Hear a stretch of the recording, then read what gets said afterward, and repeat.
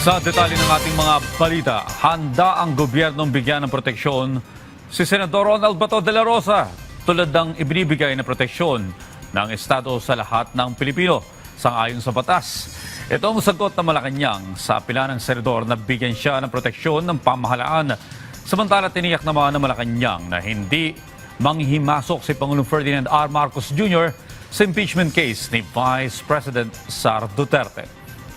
Ang detalye sa report ni Kenneth Pasyente.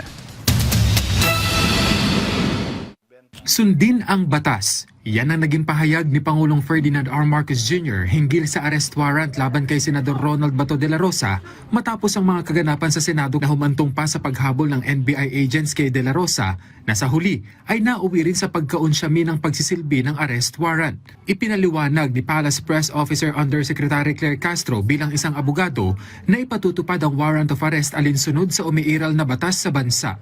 Meron po kasi tayong batas na RA 9851 at ito naman po ay pinatototohanan din ng DOJ na meron po tayong dalawang choices, it's either surrender or extradition.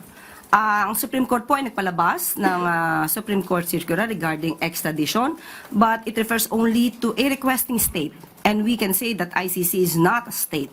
So hindi po siya applicable na pag-usapan. So sa ngayon po, ang umiiral po sa atin at pinapatupad po ay ang RA 9851. Pero paano naman kaya yan maisisilbi ngayong nabigyan si De La Rosa ng protective custody ng Senado? Tugon ng palasyo. Meron po na natawag na privilege para hindi po hulihin ang sinumang senador habang nasa session kapag siya po ay nasa vicinity ng Senado. But alam po natin na ito ay may limitasyon. Kapag ka po ang isang krimen na nagawa ay may penalty na more than 6 years, hindi po mag-a-apply itong pribilehiyo na ito.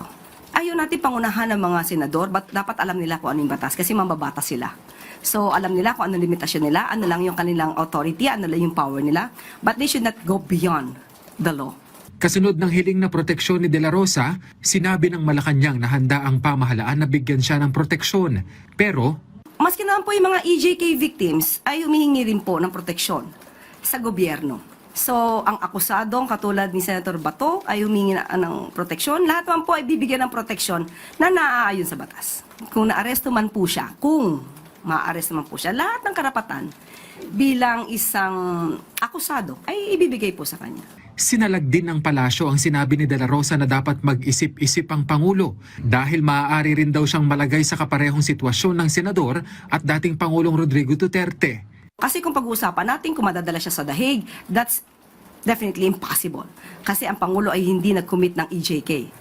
Sa usapin naman ng impeachment laban kay VP Sara, iginagalang ng Malacanang ang naging resulta ng botohan sa Kongreso. May mensahe rin ito sa Senado ngayong ito na ang may hawak ng bola. Trabaho po ito ng Senado. So, hindi po manghihimasok ang Pangulo. Nasa Senado na po yan, nasa kamay na po yan ng Senado.